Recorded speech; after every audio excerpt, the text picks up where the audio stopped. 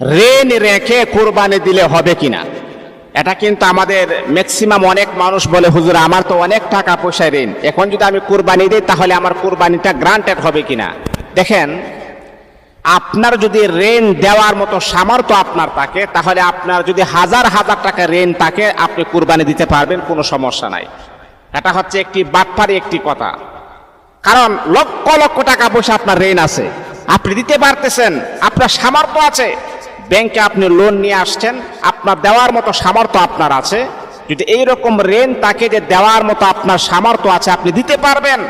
যদি আপনার লক্ষ লক্ষ টাকা পয়সা ঋণ তাকে আপনি কুরবানি দিতে পারবেন, এতে কোনো সমস্যা হবে না। কারণ আপনার কুরবানির মাধ্যমে অনেক অসহায় গরিব বৎসরের পর বছর যায়, তারা গোশত খাওয়ার মতো সামর্থ্য তাদের নাই, কিন্তু আপনার কুরবানির কারণে তারাও গোশত খাওয়ার মতো সুযোগ তাদের হয়ে যায়। এই জন্যে আপনার যদি ঋণও থাকে, আপনি